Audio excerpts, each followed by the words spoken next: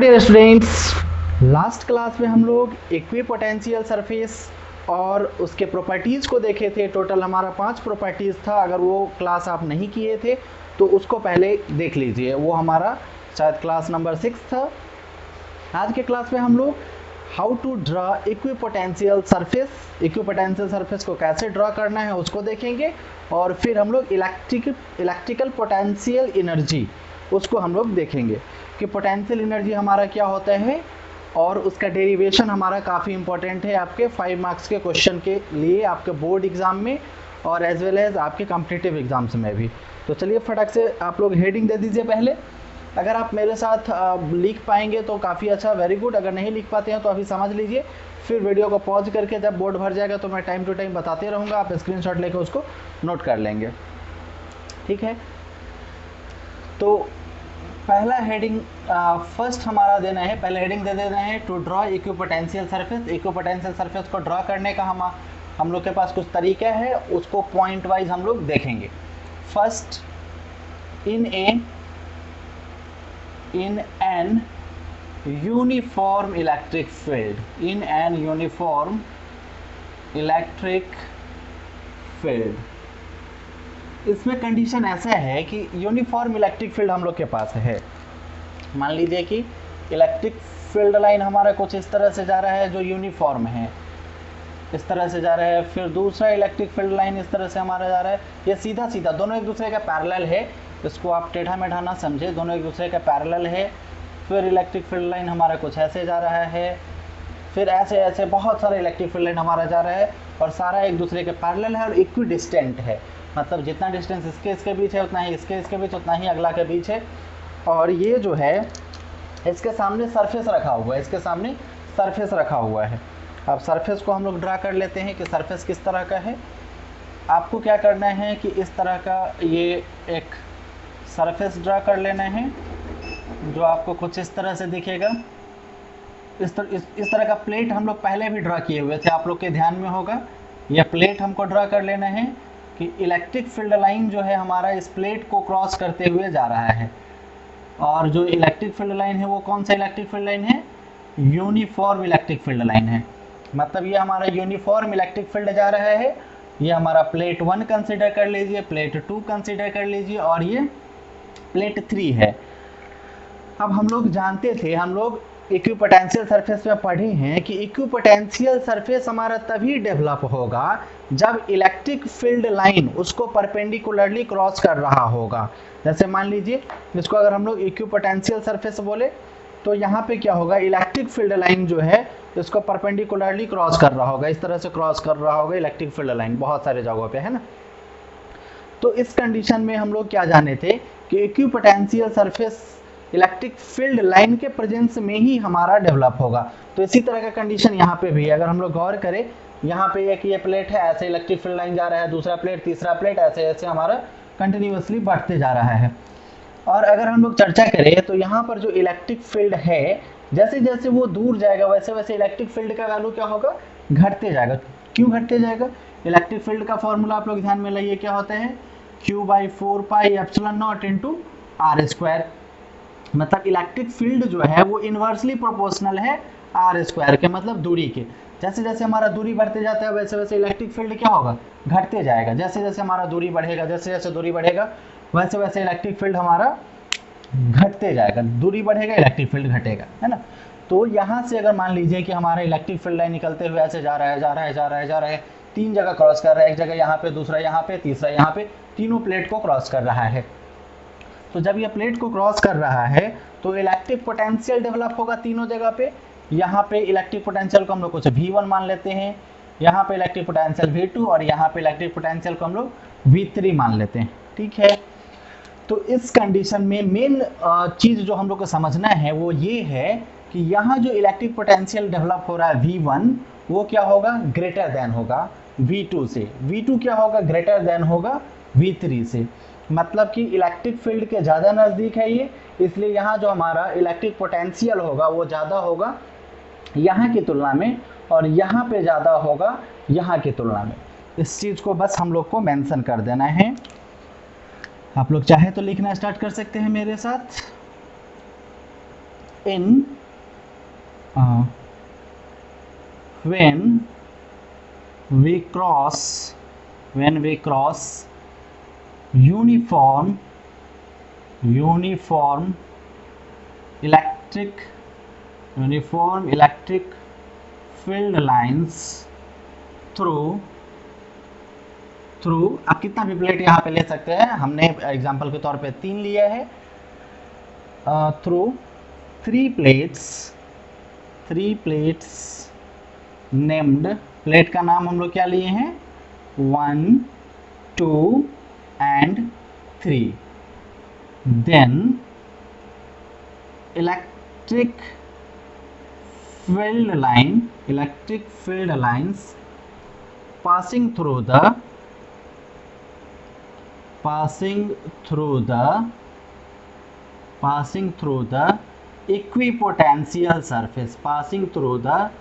equipotential surface produces the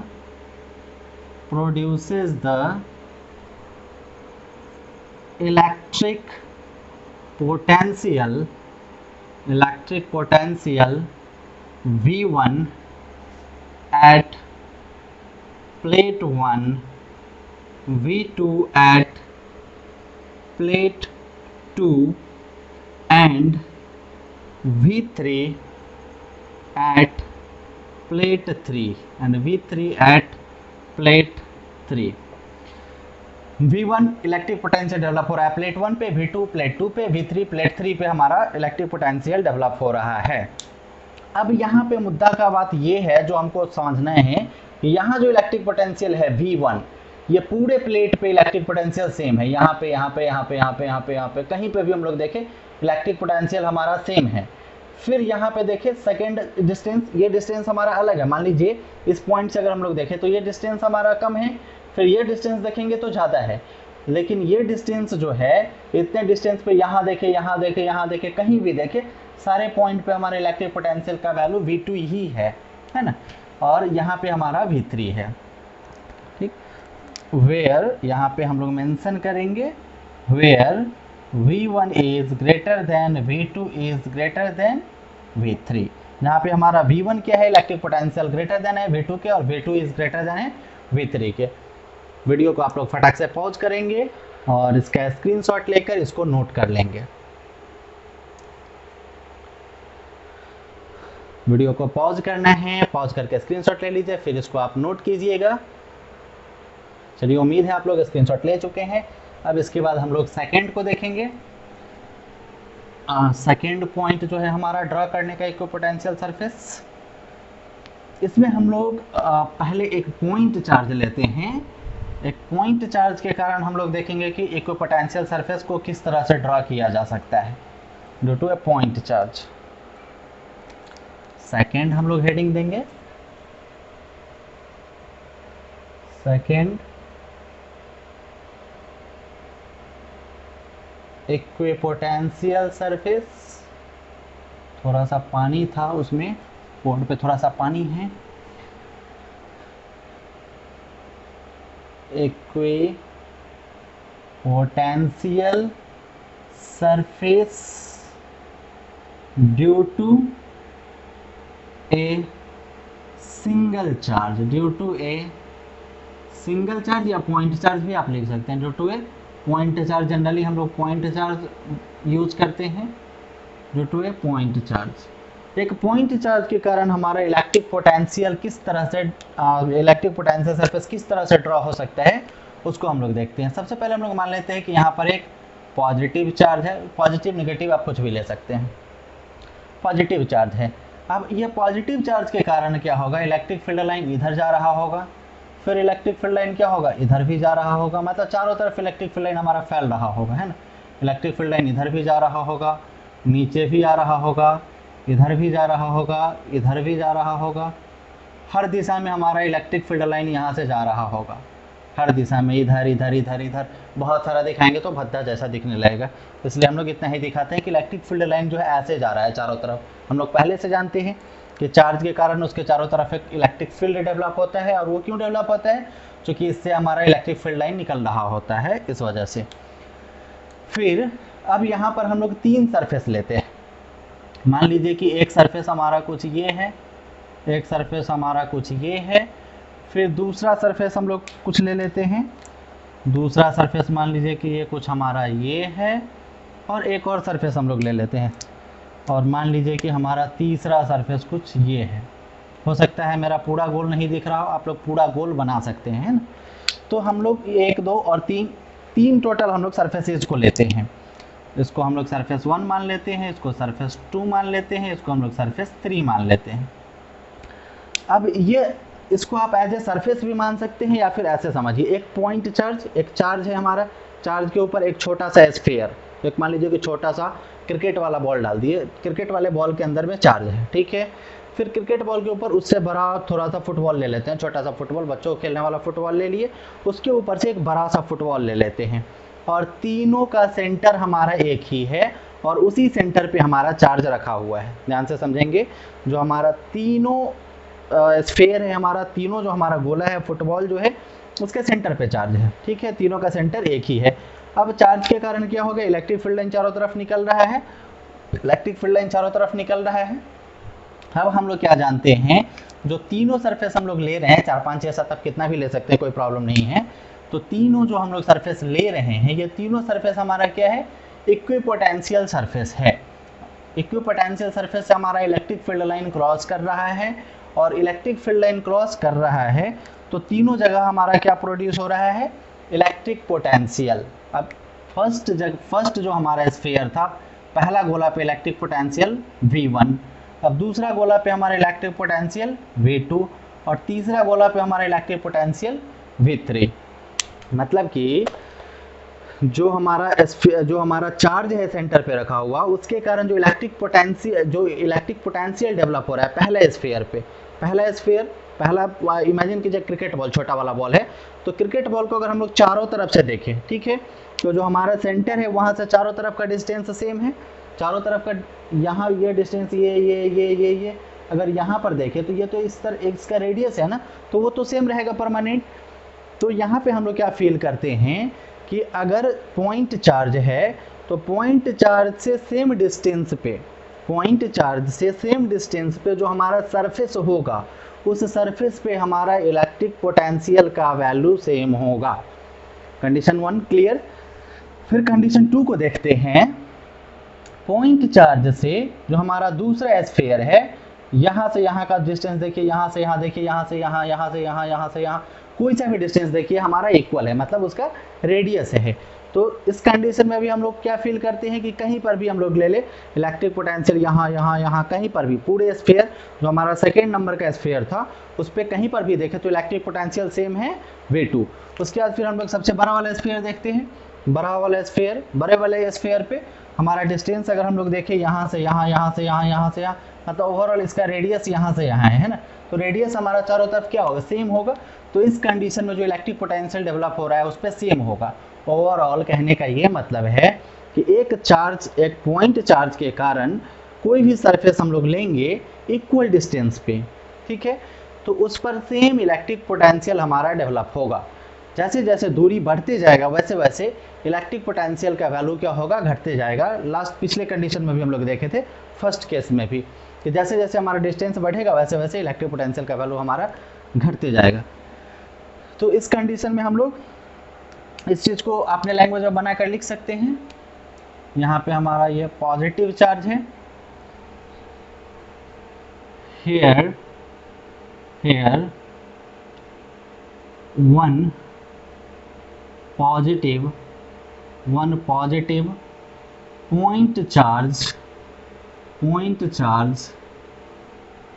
is placed at the center of 3 surfaces या 3 spherical surfaces। यहाँ पे आप कोई भी सरफेस ले सकते हैं ना, कोई भी सरफेस आप ले सकते हैं। यहाँ पे हम लोग स्फीयर ले रहे हैं तो spherical surfaces, 3 spherical surfaces which is, यहाँ पे कौन सेमी कॉमा दे देंगे, which is creating same electric potential, which is creating same electric potential at a particular distance, at a particular distance. यहाँ पे हम लोग मेंशन भी कर सकते हैं V1, ब्रैकेट में इसको ले लेते हैं, V1 at surface 1, V2 at surface 2 and V3 at surface 3. तीनों कंडीशन को हम लोग यहाँ पे मेंशन कर दिए हैं कि जो हमारा पर्टिकुलर डिस्टेंस पे होगा, किसी खास दूरी पे इलेक्ट्रिक पोटेंशियल का वैल्यू चारों तरफ सेम होगा, किसी खास दूरी पे इलेक्ट्रिक पोटेंशियल का वैल्यू चारों तरफ सेम होगा, किसी खास दूरी पे इलेक्ट्रिक पोटेंशियल का वैल्यू चारों तरफ सेम होगा. फिर इसी में आगे हम लोग मेंशन कर सकते हैं, but as the distance increases for all the three surfaces, for the second and third लिख देता हूँ, फर्स्ट के लिए तो इंक्रीज नहीं हो रहा है, for the second and third surfaces.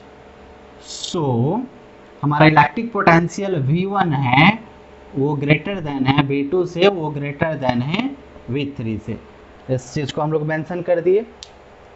फटाक से वीडियो को पॉज कीजिए और स्क्रीनशॉट ले लीजिए.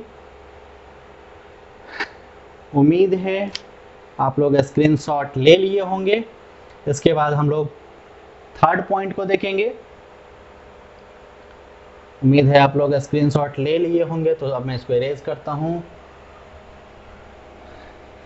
इसी तरह जैसे हमारा पॉइंट चार्ज के कारण था, उसी तरह से अगर हम लोग लीनियर चार्ज के कारण भी चाहे तो लीनियर चार्ज के कारण भी ले सकते हैं.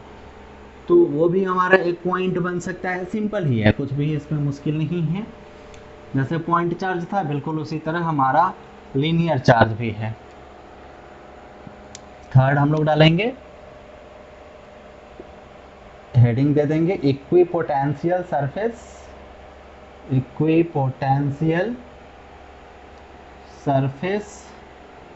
Due to linear charge distribution, या फिर लीनियर चार्ज भी लिखेंगे तो कोई प्रॉब्लम नहीं है. अब इसमें समझने की बात यह है कि इस बार चार्ज हमारा ऐसे फैला हुआ है, एक लाइन पे हमारा चार्ज इस तरह से फैला हुआ है. अब ये जो चार्ज हमारा फैला हुआ है, इसके कारण हमको इक्विपोटेंशियल सरफेस देखना है कि किस किस तरह का हो सकता है. मान लेते हैं कि एक पहला जो हमारा, इसके चारों तरफ अगर हम लोग कुछ शेप अगर लेना चाहे तो कैसा शेप होगा, वो सिलेंड्रिकल होगा. ये चीज़ आप पहले से जान रहे हैं कि इसके चारों तरफ अगर हम लोग ले कोई शेप तो वो हमारा कुछ सिलेंड्रिकल होगा. तो इस तरह का मान लेते हैं. तो ये एक सिलेंडर है हमारा, ठीक है. ये हमारा मान लीजिए कि पहला सरफेस है. फिर इसके बाद हम लोग थोड़ा सा ज़्यादा दूरी पर ले लेते हैं, दूसरे कलर से ले लेते हैं, थोड़ा सा बेहतर रहेगा. तो यहाँ पे मान लीजिए कि ले लेते हैं इसको. ये हमारा कुछ इस तरह से है. इस बार ये हमारा सेकंड हमारा स्फीयर हो गया, सेकंड सिलेंडर हो गया हमारा. अब हम लोग एक और ले लेते हैं, एक थोड़ा बड़ा सा, सबसे बड़ा जो हमारा सरफेस है उसको ले लेते हैं कुछ इस तरह का, ठीक है. ये हमारा कुछ इस तरह का कंडीशन हो गया. मतलब हम लोग तीन फिगर ले लिए. फिगर 1, ये हमारा फिगर 1 हो गया, ये हमारा सेकंड हो गया और ये हमारा थर्ड हो गया. अब ध्यान से समझेंगे. मान लीजिए कि ये हमारा, इस पे चार्ज कुछ फैला हुआ है. चार्ज फैला होने के बाद क्या है, इसके चारों तरफ एक सिलेंडर है. मतलब जो कुछ ना कुछ सरफेस तो हमको चाहिए, तो सरफेस के तौर पे हम लोग सिलेंडर ले लेते हैं. सिलेंडर है, ठीक है, सिलेंडर का सरफेस है. फिर इसके ऊपर एक और मोटा सा सिलेंडर है इसके चारों तरफ, फिर एक और मोटा सा सिलेंडर है इसको चारों तरफ से घेरे हुआ है, मतलब 3 सिलेंडर से ओवरऑल ये घिरे हुआ है। 4 5 6 7 भी हम लोग ले सकते हैं, लेकिन 3 सफिशियंट है, उससे ज़्यादा बनाएंगे तो फिगर बहुत भद्दा हो जाएगा, तो 3 सफिशियंट है हमारा। अब इस कंडीशन में हम लोग ऑब्जर्व करते हैं जो हमारा पहला कंडीशन है, तो इसके चारों तरफ मान लीजिए इसके चारों तरफ जो हम लोग ले रहे हैं सिलेंडर, तो इसका रेडियस फिक्स है, मतलब सिलेंडर तो हम लोग जानते हैं कि इसके सेंटर से फिक्स डिस्टेंस पर उसको चारों तरफ से हम लोग घुमा देते हैं, मतलब कुछ रेडियस है इस पर से ये इस तरह से घुमा हुआ है, मतलब कि सेम डिस्टेंस पे यहाँ भी है, यहाँ भी, यहाँ चारों तरफ सेम डिस्टेंस पे है हमारा फर्स्ट सिलेंडर, सेकेंड सिलेंडर भी फिक्स्ड डिस्टेंस पे है, थर्ड भी हमारा फिक्स्ड डिस्टेंस पे है, तीनों हमारा फिक्स्ड डिस्टेंस पे है। तो इस कंडीशन में हम लोग ऑब्जर्व करते हैं कि फर्स्ट से जो हमारा ये लीनियर चार्ज है, इसके चारों तरफ जो हमारा फर्स्ट सिलेंडर है, उस फर्स्ट सिलेंडर पे इलेक्ट्रिक पोटेंशियल का वैल्यू V1 है, कुछ ना कुछ तो वैल्यू आएगा, हम लोग V1 मान लेते हैं। फिर सेकेंड सिलेंडर पे V2 आ जाता है और थर्ड पे हमारा V3 आ जाता है, मतलब कि तीनों पे हमारा जो चार्ज का वैल्यू है वो इस पे V1 है, सेकेंड पे V2 है और थर्ड पे हमारा V3 है इलेक्ट्रिक पोटेंशियल का वैल्यू, ठीक है। और हम लोग क्या पाते हैं कि फर्स्ट पे चारों तरफ से V1 ही है, सेकेंड पे चारों तरफ से V2 ही है, थर्ड पे चारों तरफ से V3 ही है, मतलब उसमें कुछ चेंजेस नहीं है, मतलब ऐसा नहीं है कि स्फीयर 1 पे हमारा सिलेंडर 1 है उस पर V1 नहीं है चारों तरफ, मतलब सेम है हमारा। इससे या क्या फील करते हैं हम लोग कि सेम डिस्टेंस पे जो हमारा इलेक्ट्रिक पोटेंशियल है वो सेम होगा, है ना, उसी चीज़ को हम लोग मेंशन कर देंगे। लेकिन जैसे जैसे डिस्टेंस बढ़ेगा वैसे वैसे इलेक्ट्रिक पोटेंशियल का वैल्यू घटते जाएगा। in a linear charge distribution,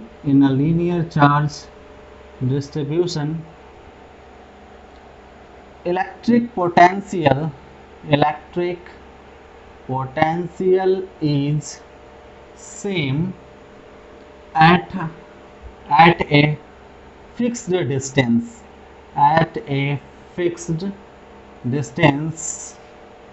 and as the distance increases, between the surfaces, the electric potential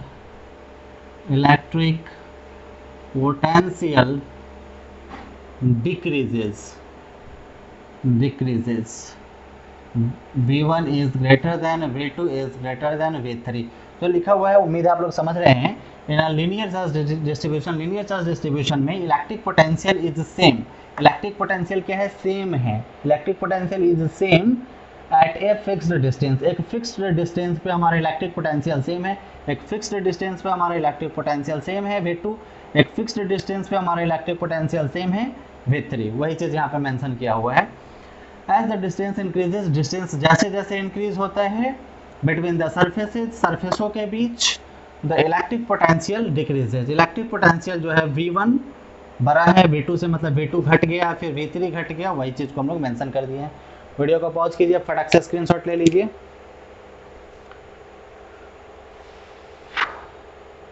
उम्मीद है आप लोग स्क्रीनशॉट ले चुके हैं। इसके बाद जो हमारा फोर्थ और लास्ट मेथड है ड्रा करने का, उसको हम लोग ड्रा करेंगे। उसके बाद फिर हम लोग इलेक्ट्रिक पोटेंशियल एनर्जी को देखेंगे। उम्मीद है आप लोग स्क्रीनशॉट ले चुके हैं।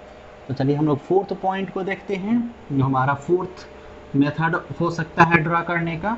इस कंडीशन में हम लोग के पास अगर 2 पॉइंट चार्ज हो, तो 2 पॉइंट चार्ज वाले कंडीशन को हम लोग कैसे डील करेंगे उसको थोड़ा सा समझना है। हालांकि डिटेल में अभी आपको कुछ नहीं पढ़ना है, बस हल्का सा हमको देख लेना है।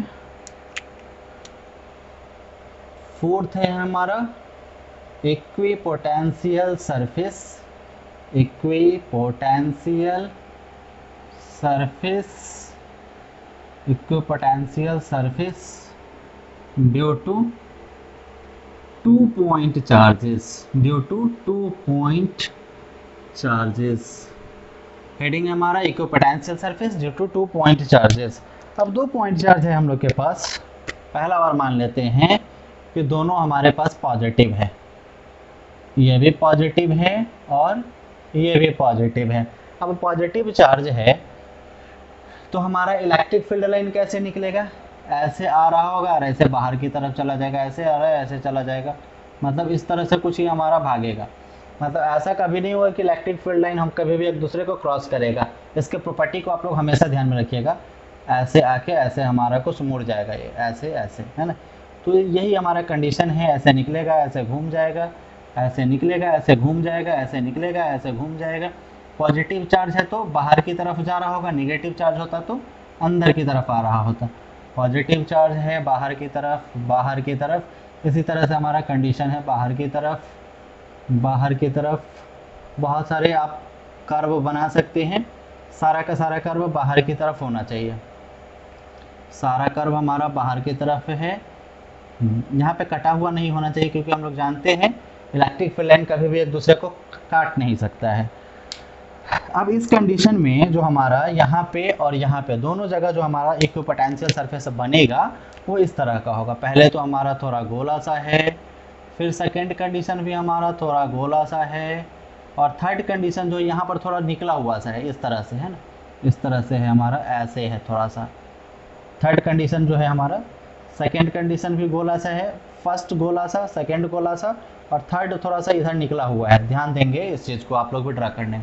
फर्स्ट हमारा क्या है, गोला है, सेकंड सरफेस हमारा क्या है, गोला है, और थर्ड सरफेस हमारा क्या है, थोड़ा सा निकला हुआ सा रहेगा।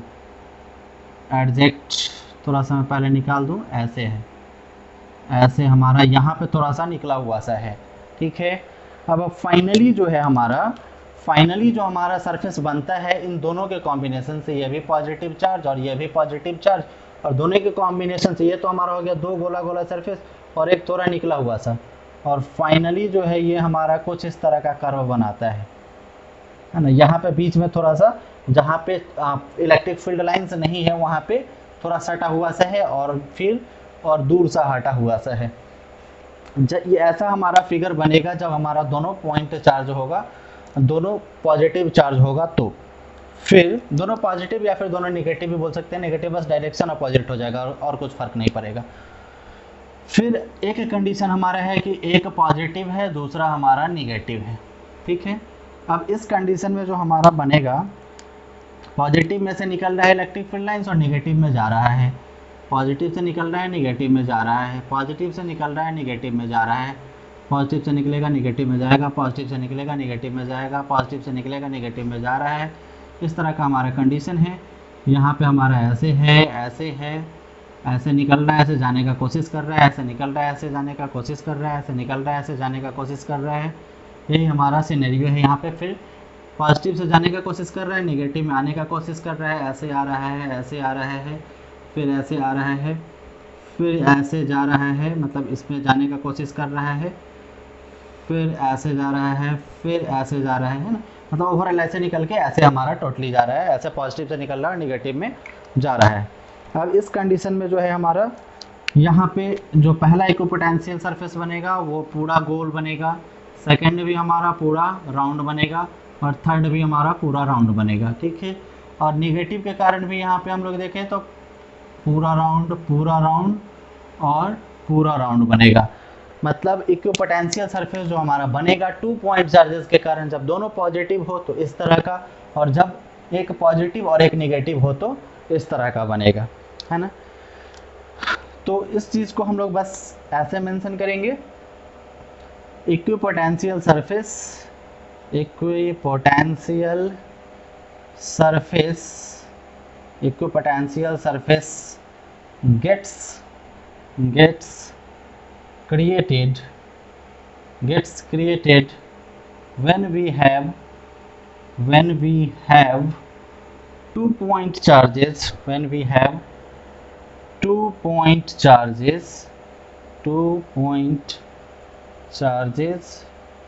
as shown in फिगर में जिस तरह से हमारा दिखाया हुआ है, क्योंकि इस चीज़ को कर्व लीनियर बराबर मतलब एक्सप्लेनेशन करना लंबा सा हो जाएगा, इसलिए इसको हम लोग शॉर्ट में ऐसे लिख सकते हैं कि फिगर में हमारा जिस तरह से दिखाया हुआ है उस तरह से हमारा जब दो पॉजिटिव चार्ज हो या फिर एक पॉजिटिव और एक नेगेटिव चार्ज हो तो उसको हम लोग, या फिर ऐसे भी शॉर्ट में बोल दीजिए कि दो पॉइंट चार्ज हो तो उसको हम लोग इस फिगर की तरह से डील कर सकते हैं। मतलब यही, ये जो फिगर में हमारा सरफेस बताया हुआ है यही हमारा इक्विपोटेंशियल सरफेस हो जाएगा। फटाक से वीडियो को पॉज कीजिए, स्क्रीनशॉट ले लीजिए, वीडियो को पॉज करके स्क्रीनशॉट ले लीजिए। उम्मीद है आप लोग स्क्रीनशॉट ले चुके हैं, तो मैं अब इरेज करता हूं इसको। इसके बाद अब हम लोग टोटली नया टॉपिक देखेंगे जो एक इम्पॉर्टेंट टॉपिक माना जाता है आपके 5 मार्क्स के लिए, electric potential energy. Electric potential energy एक इम्पॉर्टेंट टॉपिक में से है आपके बोर्ड एग्ज़ाम के लिए भी और कॉम्पिटिटिव एग्ज़ाम्स के लिए भी। Electric potential energy due to 2 point charges, due to 3 point charges, due to n number of point charges, 3 condition इसमें हमारा रहेगा।